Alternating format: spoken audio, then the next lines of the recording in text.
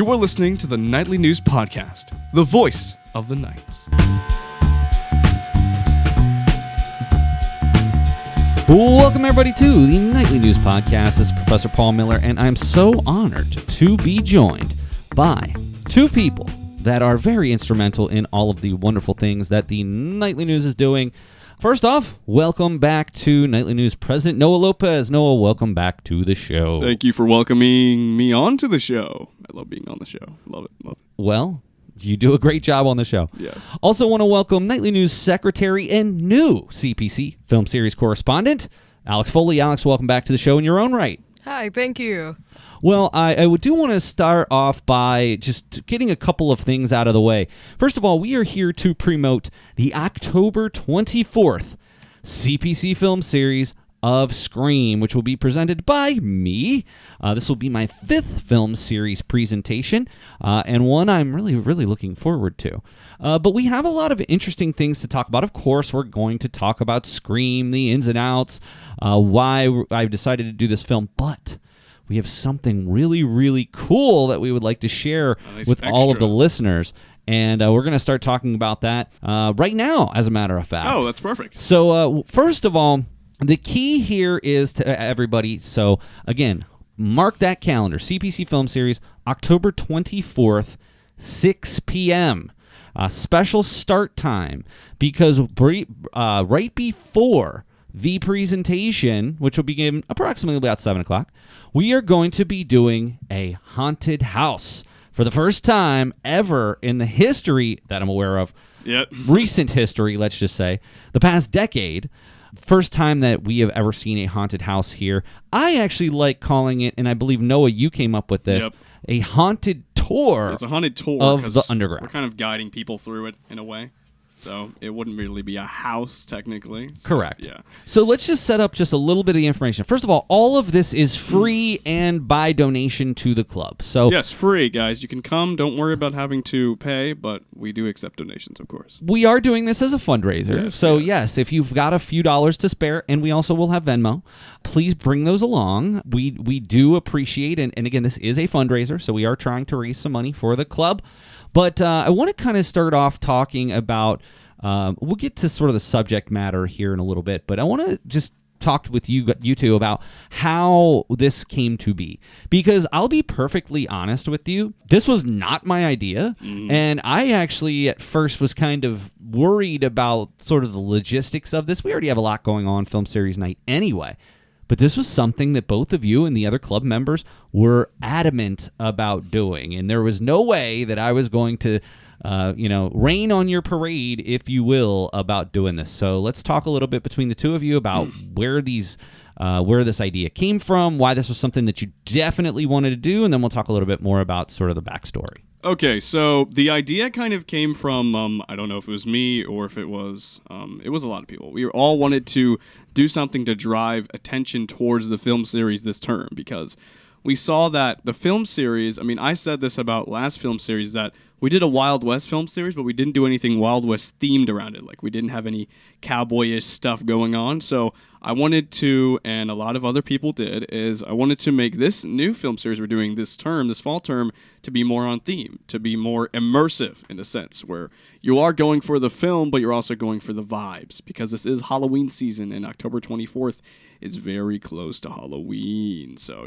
we wanted to make a haunted house to, one, drive attention towards the event, and also as something fun to do with the club, because one, for me, there was no drama club on campus. There was no way for me to do fun little performing things like this on campus. So it's a great opportunity that we just created out of thin air, with collective ideas from every other member of the club, and it's going to come together very well. I'm very excited. And before we come over to Alex, I do want to say we do have to give a shout out to former drama club members, the Nightly News, or excuse me, the Central Penn players, because some of their remaining funds are going to help us support this. So in a way, we're helping to continue that legacy. So I just wanted to put that in there. Shout out to Central Penn players. Thank you for the support. And I really do encourage everyone to bring as many people as you can to this event, because it's going to be very fun. We have a nice story, or lore as you like to call it, of a haunted ghost who is. Well, hold that thought. Let's let Alex chime in here, and then we'll get to the backstory here in just a minute. Of course.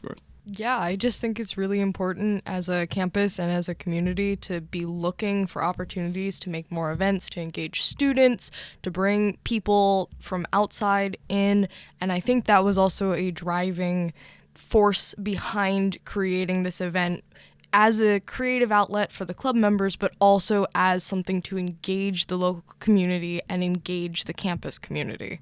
100%. And so the one thing that I continue to think about, again, for me, this is something that I want to be very clear. I was a little hesitant about this at first. However, where this came from was we were doing some brainstorming about fundraising. Yes. Because we do have some fundraisers coming up in the fall. But we also we just purchased a new camera lens for our sports photography. That's not cheap. Our budget, was dwindling quickly. And so one of the things that we did in a recent club meeting was we did some brainstorming for fundraising, and that's where this came from. So when Noah's maybe being a little coy about who came up with this idea, it was sort of a collaborative effort. I'm sure somebody threw it out there, and then we all just ran with it. And here's the thing, between both of you and really all the rest of the club members, when I saw how excited everyone got about this, your excitement was infectious to me. Because, again, my whole thought process was, it's the week after homecoming, it's the week after the Hall of Fame, between, my own preparation for the night. How are we going to be able to do this? Yeah. My concern has always been, are we going to have enough people to pull this off the way that we want to do it? Because, we don't want to go half on anything. And I don't and I'm sure neither of you, I know both of you are both overachievers. Yep. I know you don't want to have your name associated with something that is not the best it can be. Yeah, I don't want it to be but. Well, I'm trying to keep it PC on the podcast. But of course, my point is, when I saw everybody in the club meeting really, really gravitate to this idea, you sold me instantly. Yep.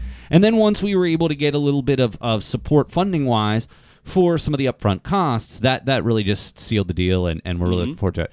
Now, listen, beyond what we've already said, again, October 24th, the Haunted House will begin about 6 o'clock, and we'll go up until showtime at 7. So only an hour, so you want to make sure. Now, we are going to have basically a haunted tour every 10 minutes. Yes. So you can come up at any time. We will also have games in the theater if you get there early, and maybe a chance to win some prizes. So keep an eye on that as well. We're going to have some more information on cpcnightlynews.com.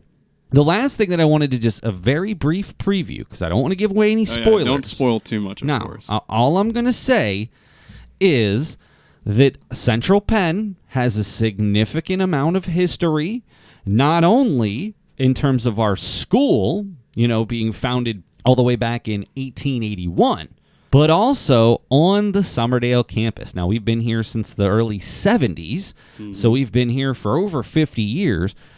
But this particular plot of land has a significant amount of history in and of itself that includes the Boyer House, where our former podcast studio used to be. So take that for what you will. The story will be explained to you that evening, and each piece of the haunted tour of the underground will expose a little bit more of the mystery. Yes, the haunted mystery. All right, so again, we're talking today about the CPC Film Series on Friday, October 24th, 6 o'clock. Showtime will be at 7 o'clock. Make sure you come out for that haunted tour of the underground. Bring a few bucks with you, too. Throw it in our coffers to help support what we're doing. Now, Alex, before we move on here, I do want to go back to one of the things that we talked about previously, was that you are stepping in to the shoes of Leslie Heimbaugh, Jen Dulac, and Nick Hogan before you as the CPC Film Series correspondent. So let's talk about why that was something that was interesting to you and how you're looking forward to this. What is your approach and moving forward? Yeah, I am very honored to be able to step into this role. I have some very big shoes to attempt to fill.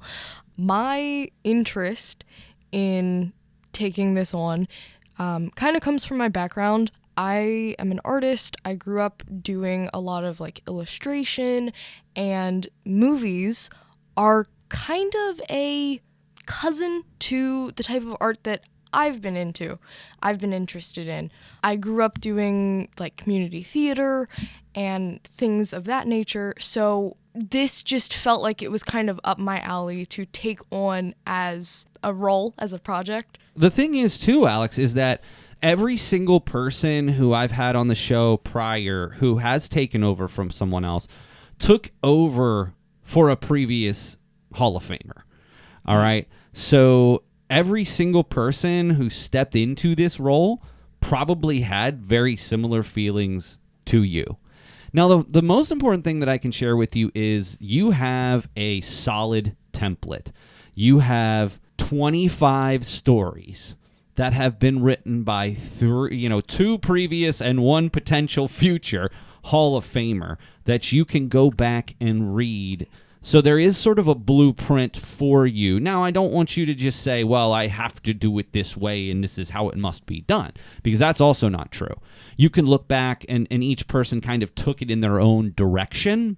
So, of course, I understand and appreciate your pensiveness, I suppose, on stepping into this, but I want to be very clear that not only do you have support from myself, Professor Olympi, you also have support from previous film series correspondent Nick Hogan, and you've got a cache of unbelievable stories that were written. Even one previous film series story won the Pennsylvania News Media Honorable Mention, a statewide award.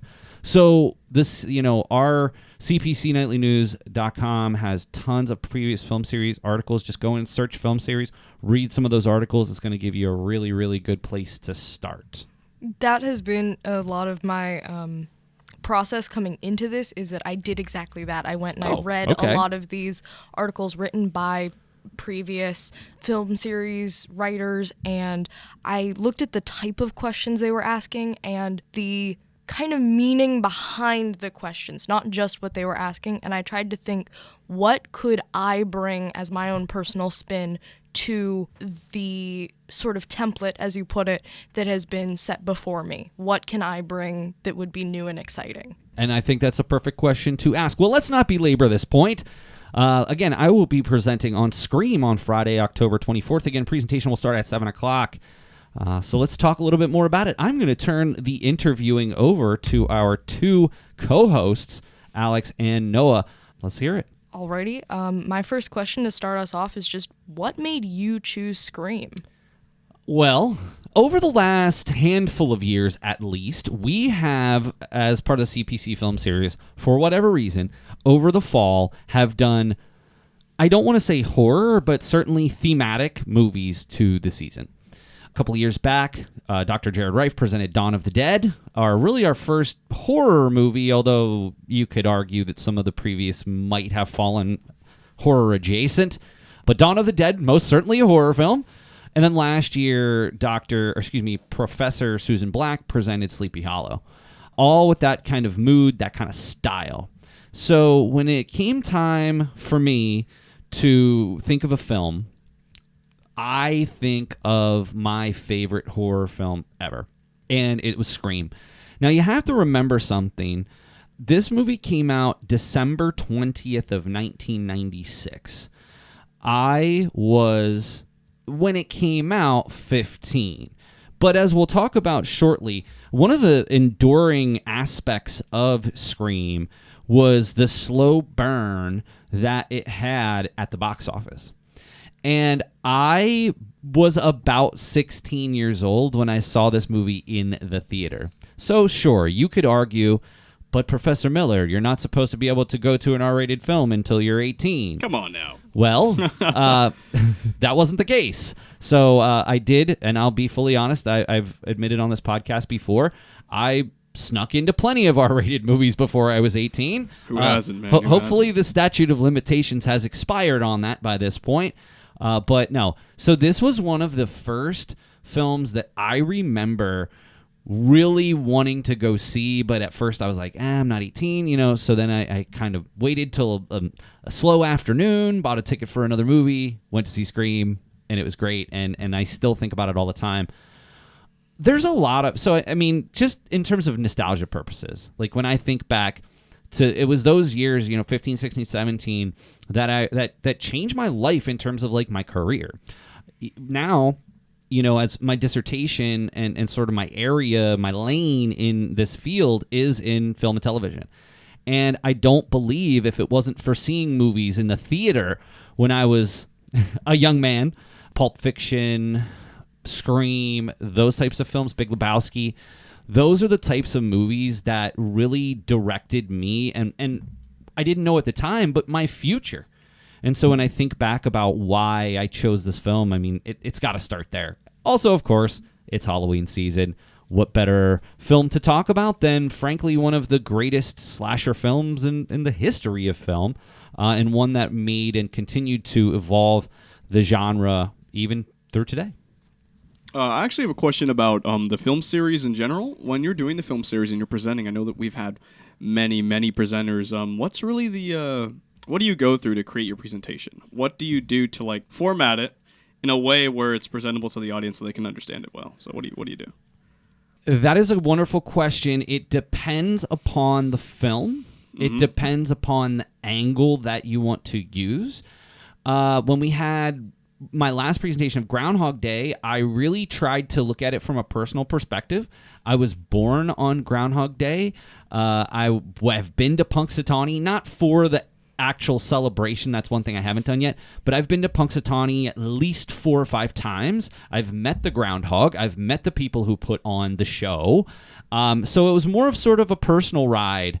I also saw the movie in the theater. And I've also sort of analyzed it.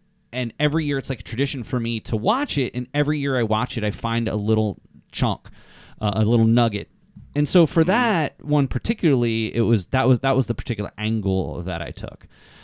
Big Lebowski, I talked a little bit more about film noir, which Big Lebowski is a part of film noir. I think here the angle that I'm going to take is, how did this movie change the slasher horror genre moving forward? One might even argue it even started it. Well, it certainly didn't start it. Yeah, but it made it popular.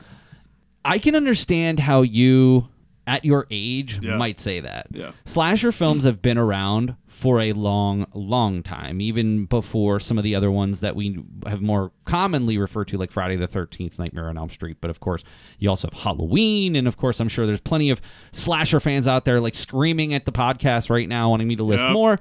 But I'm gonna hold that right there. But my point is, what really happened with Scream is these franchises got stale.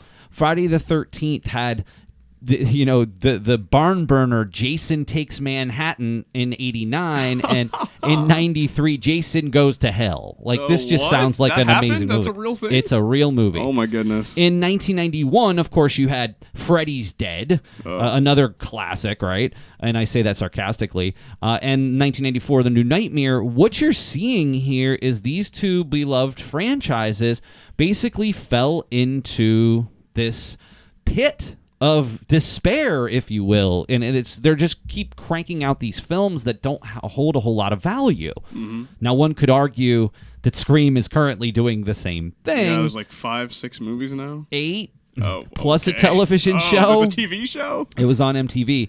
I actually enjoyed the TV show. Okay. But anyway, the point is, I don't want to talk necessarily about the Scream franchise.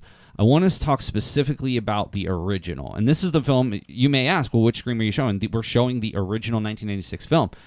Because what was so special about this film, and again, I don't want to go into a ton of detail because, frankly, this is a lot of what my presentation is going to be about. Yeah, of course. It was meta in that it was aware that of sort of the genre conventions of a horror film, right? And that's really what the whole movie is about. Like, they realize that they're essentially in a horror movie without like breaking the fourth wall. It's a horror movie that's a horror movie. Correct. Yeah. What was unique about this, though, is that it was more a satire. Now, a lot of people associate satire with comedy, which most of the time it is. You know, you look at shows like The Daily Show or Last Week Tonight, those are probably very common perceptions of satires which are funny. And I suppose Scream has its moments of humor, but it's not really a comedy, right?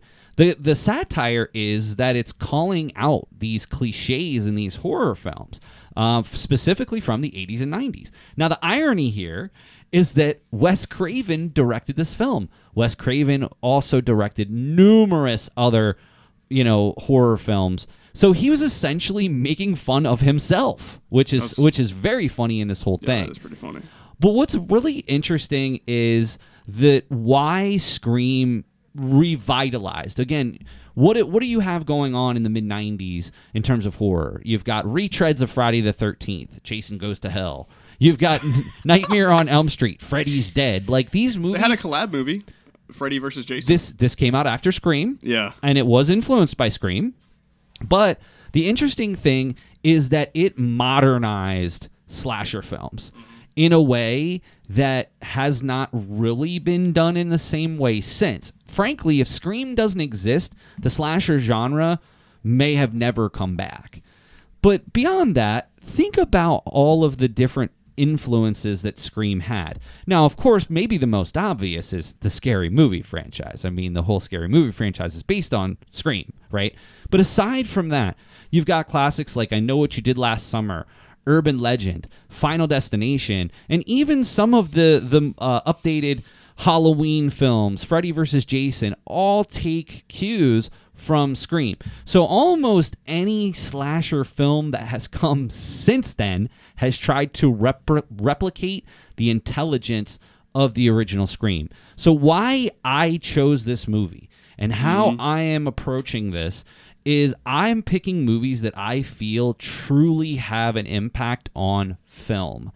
This is the one. Now, I will be honest, I'm not typically a big fan of horror movies. Same. I'm not. This one was different because I was the right demographic, right? I was a teenager. It was smart. It wasn't overly violent or gory. I mean, there were certainly some pretty nasty scenes, but for the most part, it was a really well done satire of the horror films that had come before it, the tired horror sort of franchises that had come before it. Mm-hmm. I just want to say I do appreciate how Scream is more scary than it is gory, where it's really focusing on being a scary movie opposed to here are all the blood and guts because we're rated R, which is what a lot of horror movies do today, and it's hard to watch at that point. It's just disgusting. Well said. Yeah. So I have a question for you here. Obviously, you are presenting this movie at a film series on a college campus. So what do you feel makes this movie relevant? What impact do you want it to have on students? Why show it here? Well, again, I think it's keeping in the spirit of the season. It's almost like why do we watch Home Alone around Christmas? It helps us. So, I mean, that's what my dissertation was about, which, again, Noah, we've talked about, so I don't want to belabor that either. But part of watching these films helps put us in the holiday spirit. Now, of course, I did my dissertation about Christmas, but the same could be said, at least hypothetically speaking, of Halloween. So does watching a horror movie or watching Scream or Sleepy Hollow or Dawn of the Dead around Halloween put you in the Halloween spirit?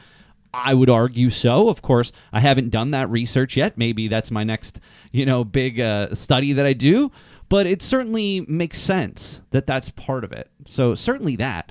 I also think that college age, I think this is going to be something that now if this movie would come out, you would say that it's a ripoff of other movies. But when it first came out, it influenced all these other movies and even movies that are coming out today. I went on IMDb as I was getting ready for today's show, and I looked at the movies that have, in their opinion, been influenced by Scream.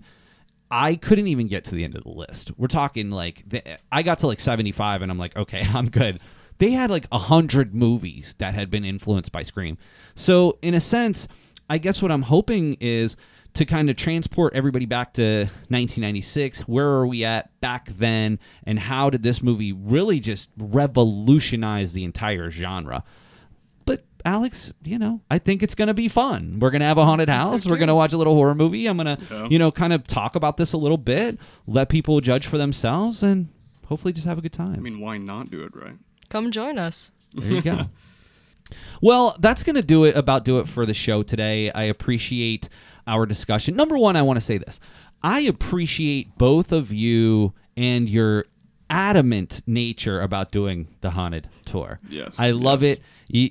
I needed sold at the beginning. You sold me pretty quickly. I think we're going to have a really good time. We just need people to come out and support us. So that's all we need. We need an audience. YouTube, bring some people. Hopefully this podcast will get out there and bring some people. Again, it's free. If you want to bring your family, that's your call. It's not going to be anything crazy or, out of the ordinary. Of course, the movie is rated R, so keep that in mind. But if you'd like to bring your kids, I welcome that. I'd say teenagers would probably be best. Don't bring any preschoolers. Well, no, that's of course not. But my point here is I want to thank you both for having the adamant nature of doing this, because I think it's going to be so much fun. So thank you both for standing up and wanting to do this. Thank you for thanking me. Thank you for taking on our ideas, letting us run with it. Well, and again, I just appreciate how much both of you have put into this so far. And of course, we the day of will be a lot, but we'll make it happen, and it's going to be something we remember for a long time. So, well, that's going to do it for this episode of the Nightly News Podcast. I want to remind you just one more time, Friday, October 24th, we will be you can meet us right out inside of the Capitol Blue Cross Theater. The tour will start there. From 6 to 7, we'll do the haunted tour. We'll have games in the theater. Around 7 o'clock, we'll do the presentation, and we'll start the film about 7:30.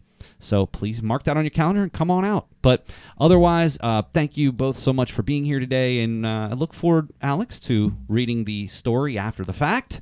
So thank you again for stepping up to be our new CPC Film Series correspondent. Thank you for giving me the opportunity. My pleasure. And Noah, as always, it's a start of another term, and I can't wait to join you as my co-host here on the podcast, and look forward to several podcasts we have coming up this term. Of course, every podcast is a fun podcast. That's what I say. Well, of course, that's absolutely no question.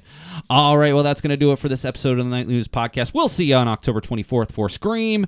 But in the meantime, I want to thank CPC Film Series correspondent and Nightly News Secretary Alex Foley, and the Nightly News President Noah Lopez.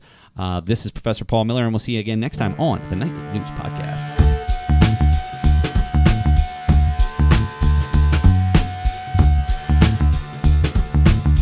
This is Nick Hogan, Secretary of the Nightly News and CPC Film Series correspondent. You're listening to the Nightly News Podcast.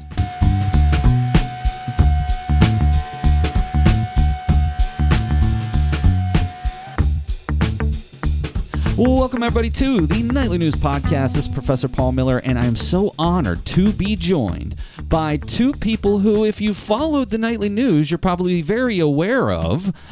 First of all, we're going to start off with Knights soccer player Blake Eiserman. Blake, welcome to the show. Thank you. I'm so excited for this.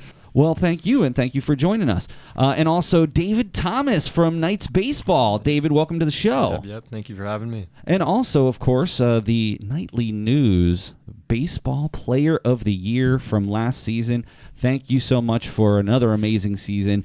I got to tell you, and I know that you guys both know this, but I really it's the favorite part of my job, getting to call these games, and to get to call the ESAC championship game the last few years is just, I'm just on cloud nine the whole day, and I get more worried. You guys are nervous out there. I pale in comparison to what you guys have going on, but I'm nervous as well because I'm sort of the voice of record for games that are going to be there forever.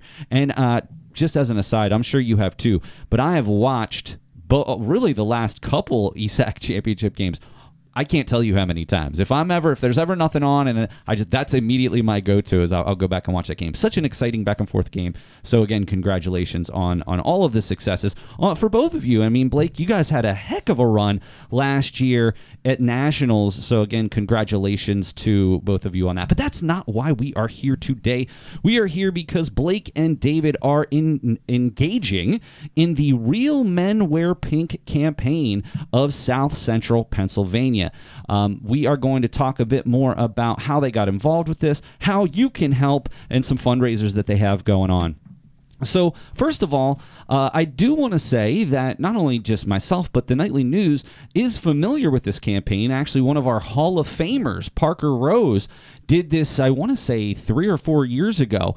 And so, and he did really, really well with this. So, you're keeping that tradition alive. So I wanted to ask you guys, how did you first find out about this? How did this all come to be? So I actually got an email from Miss Fike, and she said they were looking to bring back the Men Wear Pink campaign for Central Penn. And they had come down to me and David because they wanted a student athlete to be chosen. And I had worked with Miss Fike before with my internship, so she decided that she would go with me. And when I had my first meeting with her right away, I knew it was soccer season. I got a lot going on. And I wanted to work with a baseball player. So right away I said, let's go with David. I mean, we've always had a competitive rivalry between soccer and baseball on campus. So I'm like, let's get everyone together. Let's get the two probably biggest groups here on campus, get them to work together.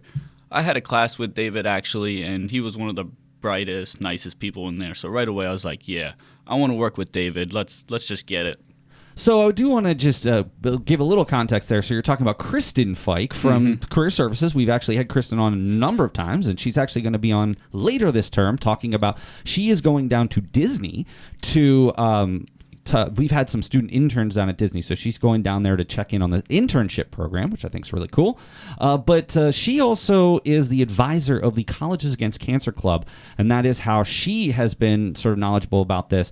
And that's awesome that she reached out to you. And obviously, Blake, you're one of the VIPs on campus, as is Dave. So I think it makes perfect sense. So Dave, when Blake kind of pitched this to you, what were your thoughts on the whole situation? My thoughts were that other than being on the baseball team, I didn't really do anything through college through my first 2 years. And in high school, I did a lot around my school and gave back to the community. So when he came forward to me and Kristen gave me the email, I was like, that sounds like a great idea. Let's do it. It's a good cause, and, it can get more publicity, get the teams together, more camaraderie. You're downplaying playing baseball. I mean, playing a sport is a lot. It's not like you're not doing anything. You know what I mean? Obviously, both of you are great students. I've had the opportunity to have both of you in class before. But trust me, I think you're underselling being an athlete. I mean, it's a year-round thing. Yes, the season only runs for a few months. But, I know both of you there's off-season programs. You're constantly working out to get ready for the next season. Of course, even just leading up to the season, there's scrimmages and practices and all of those things. So please don't downplay. Besides being an athlete, I don't do it. That's a lot. But I do appreciate that statement about how important it is to get involved on campus. And listen, before we, get into this, I do want you guys to know that this is something that absolutely should go on your resume and LinkedIn profile. These are things that when you are in a job interview will set you apart from other people who are also competing for that same job. And what's interesting is I use that word competing a lot. Now, you guys are both competitors on the field, on the pitch, but you're also competing, in a sense, with a lot of other people in this Real Men Wear Pink campaign. I do want to let you guys know that you can go to, I just did a search for Real Men Wear Pink South Central PA. That'll bring you right to the website. You can also go to centralpennnights.com and see the September 9th article that announces this, which also has a link. I'll also put the link along with the article that comes along with this episode. So before we get into this, something that I think is important to talk about is that this does benefit, cancer research, specifically here breast cancer research, because October is Breast Cancer Awareness Month. But I know that, in a sense, everyone out there, in a way, has been involved or has, lived through an experience with friends or family members who have experienced cancer in one way or the other. For me, I've experienced cancer in a variety of ways. Not only did my father pass away from cancer, one of my best friends, the best man at my wedding, unfortunately passed away from cancer. And more recently, a very close family member to me was diagnosed with cancer. Fortunately, it was very early, and it was taken care of, and everything is okay now. How about you, Dave? Like, and again, please don't share anything that you're not comfortable with sharing. Yeah, of course. But please share with us why this was so important to you and any experiences that you've had with, family members or friends having cancer. So I have a very small family. Most of my family's over in Denmark. Over in the States, I don't really have that many family members, and none of them have really been affected by cancer that often. But two of my better friends, their father actually last year got diagnosed with cancer. He progressed easily and he beat it, but just seeing them go through that, I was with them every single day over summer, and seeing them have to go through that battle of what their father had to go through, it was something that I didn't want to have to go through. And I'm fortunate I didn't have to, and I'm really glad that they got through it.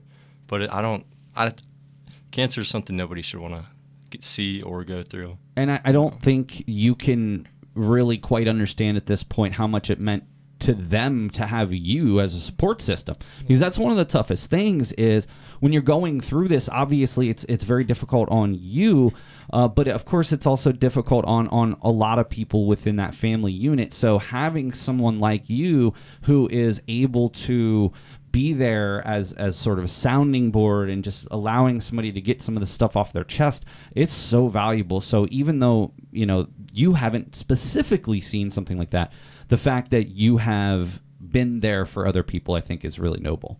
Blake, how about you? Similar to David, I've also been very fortunate with my family. I haven't had any immediate cases that I've had to be a part of, but I've seen many amazing people that had to go through the struggle, and to be honest, it's just disheartening to see. It does a lot. It tears people down. It tears families apart. It's really sad. So I'm thankful that I haven't had any immediate family members, but man, it's rough. And to be honest, I've had a lot of people come up to me that when we've been running this campaign, and they've been like, "Oh, I just wanted to let you know that I had breast cancer, and I'm really thankful for what you guys are doing." And when that happens, it hits you right away. You're just like, wow. So I just want to continue to try and make an impact on all the people here, especially at Central Penn. I've been given so much here, so I just want to continue to give back to the community and so much more. In fact, I just, if you don't mind, I wanted to read a little something from the website. This is from you, Blake. They ask why you wear pink, and you said, "I wear pink to make a difference. When I came to Central Penn, I had one goal: to leave a meaningful impact on my campus community. So when Mrs. Fike presented me with the opportunity to join the Men Wear Pink campaign, I saw it as both an honor and a powerful way to turn that goal into action. It's a privilege to stand alongside others in the fight against cancer and be part of something bigger than myself." Very, very noble in terms of how you put that. And again, both of the things that you've said, and fortunately, or maybe unfortunately, fortunately that you've not experienced this, unfortunately that we all are going to experience this in some way. Someone close to us, if it hasn't already happened, it unfortunately will happen, and that is the really huge downside of this horrific disease. And so, but I want to focus now for the rest of the show on some more positive things, more things about how you're going to get to the goal that you've set. So the goal for the campaign, for those who are participating, is to raise $2,500. So that is your goal, and you have already got a nice little chunk of that. But I do want to talk about, you've got a number of fundraising opportunities here, not only just on campus, but also in conjunction with our homecoming and fall harvest. So let's talk about that a little bit. Dave, I'll start with you. Talk to us a little bit more about what you're going to be doing at the homecoming soccer games as part of our homecoming weekend. That will be on October 17th. Yeah, of course. October 17th, we're having the men's and women's soccer team, the homecoming games. And what we're doing is Blake and me for the women's game, who's first, we're going to have the tent set up. And we're just going to be spreading awareness, QR codes, just talking about what we're doing. And then at halftime in the girls' game, when Blake leaves because he's got to train or get ready for his game, we're going to chill at the tent there and just spread more awareness. And then during the men's game, we're going to run a 50-50 campaign. And 50% goes to the ticket winner. The other 50% goes towards our campaign. That's fantastic. So we kind of talked about this, and I'm just going to throw in just a small cheap plug for the Nightly News. So we are actually, the Nightly News is going to be doing some concessions. right up front, so you should be right there along with us. So once you come in the front entrance of Skyline Sports Complex, you'll see the concessions, and we'll also have Dave over there too. And Dave, I also want to let you know we're going to be donating 10% of our proceeds that evening as well. That's something that I would really like to do. So after we pay for the materials that we do, we're going to give you 10% of what we raise. So I know it's not going to necessarily move the needle a ton, but you know what? Every little bit helps. And so for those of you who are planning on coming out, make sure you stop by David's tent, stop by the Nightly News, grab some food, get a 50-50 ticket or 10, and make sure that we help these guys out, because this is something that we should all be behind. So just as a quick plug, again, the games begin at 5 o'clock. The ladies will be taking on Patrick Henry. This is a huge game, and Blake, we can talk about the game as well, but not only is it homecoming, but it's also a recruit night. It's one of the few double headers we're having over at Skyline, under the lights. I mean, this has got to be huge. So before we get into some of the other things that we're doing at Fall Harvest, Blake, let's talk a little bit more about the game itself. So far, the season has gone well for you. There was a couple tough losses to this point, but you still are playing very well. So share with us a little bit more about how the soccer season's going to this point.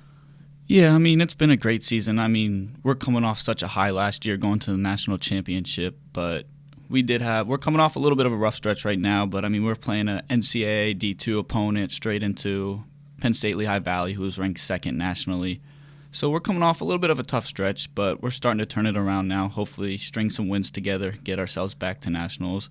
This game's actually my senior night as well, so I'm really excited, a little bit emotional, but it's kind of funny. My first ever college game was also against Patrick Henry, so it's kind of like a full life moment there. I'd say, and I mean, so you have so much going on here. Not only are you playing, this is your senior night. It won't be your last game, because there's another game later in the month versus Bucks County, and then there, of course, the potential ESAC championship game on November 1st. So, this isn't necessarily your final home game, but the senior night is always a very important evening. So please make sure that you're coming out for that game. Again, 5 and 7 p.m. Ladies' game will start at 5, men's at 7. Nightly News will be on concessions. We're going to donate some of our proceeds to the Real Men Wear Pink campaign, and of course David will be there selling 50-50 tickets during the men's game. So definitely got to come out, and we're going to do everything we can to get you guys some money. But that's not all. The next day, on the 18th, we're going to talk about Fall Harvest here in just a moment, but you'd also said you're also involved in something else very early that day, David. Yeah, so the homecoming game's Friday night, and Friday night we're actually setting up on the island the Making Strides run, which is the very next morning from 7 to 10. Me and Blake are going to be there, where it's a big run. You can sign up and do it. It's for a good cause. It's going to be a lot of people. The island fills up before 8 a.m., so if you do want to come, you better get there early. That's all I can say. I can tell you that I've been in the area before when that was going on, and I mean, you can see it miles away. I mean, even if you're on the other bridge, not even the Market Street Bridge, if you're on the other bridge, you can see the whole island is literally pink. And it's not just around the island, is it? Like, it goes all around the Harrisburg area, doesn't it? Yeah, I'm pretty sure it goes into the Harrisburg area. They go across the bridge, so it's going through the city. Lots of people can see it, and it's a great event. And I think what else is going to be really unique here for you is sharing this experience with the people who you meet there. I think you're going to, I was going to say I think you'll be surprised. I don't think you'll be surprised. Blake, you already mentioned it earlier today that you've already run into some people who've said thank you so much for doing what you guys do. And, that's why I think that this campaign is really something special. So again, I wasn't aware of it until Parker did it, and Parker was just like you guys, very involved on campus and a leader here on campus, became a Nightly News Hall of Famer in hindsight. And actually, I'll tell you what, Parker is actually going to be at the Hall of Fame, and it's going to be at the game. So if you guys have never met Parker before, I'd like to make sure that I introduce you to, and because you have that in common. So you'll be doing the Making Strides Against Breast Cancer Walk on the 18th in the morning, but then later that day, of course, Fall Harvest. Tell us about what you're going to be doing during Fall Harvest. Yeah, during the Fall Harvest, again, me and Blake, all the sports teams, we're going to be there supporting the cause, because I think the Fall Harvest is one of, if not the biggest event on campus for Central Penn. and we're just going to be walking around, letting everyone know about it, hanging out with our friends, having a good time. And you guys are going to have a table as well, right, where people can make donations? Yeah, we're going to have the QR code set up, the posters. We can sit there and talk to people. We're going to have everything there. Well, trust me, I'm going to make sure to send plenty of people your way. There's one other really cool thing that you're doing before the end of the month. This is going to be on Tuesday, October 28th. There's going to be a coffee bar that's going to be set up in the ATEC lobby. One of our alumni members is going to be coming in and assisting you guys with that. So share with us a little bit more about that, Blake. Yeah, we have an alumni coming in with a coffee cart. Supposedly he has an amazing range of stuff, so I'm excited to see what he has. I haven't gotten to meet him yet, but he's already said he's willing to donate 10% of whatever profit there is, and he's also giving us all tips, which I thought was awesome. It's very generous of him, so I'm really excited for that one. Fantastic. Well, make sure to mark October 28th on your calendars for the coffee cart. So we've got just right there alone, you've got the homecoming game, the 50-50 raffle, fall harvest. You're going to do the coffee cart as well. Getting involved with the Making Strides Against Breast Cancer walk. I mean, this is really something special. And what's even more interesting, again, this is very early on in the term, which can be stressful. Blake, you're, dead mid-season.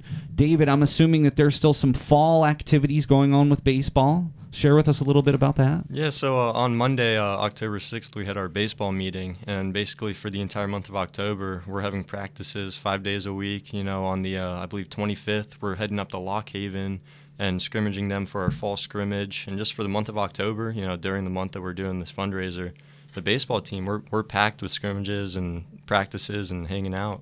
So just the fact, seriously, that you have been able to do this through all of the things that you've got going on, starting the fall term, doing the sports. Blake, you're in mid-season. David, you're in your sort of off-season program, but you're still practicing and playing. I mean, I just give you guys a ton of credit. You're both amazing students, and I really just want to thank you for taking the time to do this. And, I just also personally want to say thank you for this on a different level. I mean, thank you for being you. Thank you for being, fantastic role models on campus and setting the tone for how students should operate here on campus. But I also want to thank you from a personal perspective. And I'm sure there's plenty of people out there that want to thank you from a personal perspective because they have experienced this. So I really, again, personally just want to thank you, but I'm sure you're going to be getting lots of those thank yous over the next few weeks. So please make sure that you, number one, put October 28th on your date in the ATEC lobby, but I'm also trying to get them to sort of walk around a little bit, see if we can drum up some more business. And, of course, if you are at the homecoming soccer game on October 17th, please stop by the Nightly News, grab some concessions, stop by David's table to grab a 50-50 ticket, and, of course, cheer Blake on in his senior night, as well as all the other nights who are going to be out there working hard to bring home victories for Central Penn College. Gentlemen, any final thoughts? I just want to say it's not about the money, and it's about spreading awareness. So even if you can't make a donation, buy a coffee or anything, just tell a friend. It's about breast cancer and cancer in general. Just wear pink. It's for the awareness. Absolutely. Blake, any final thoughts? Yeah, as David said, this whole process has just been an honor. So I just hope we continue to make an impact, and hopefully we continue to crush our goal this year.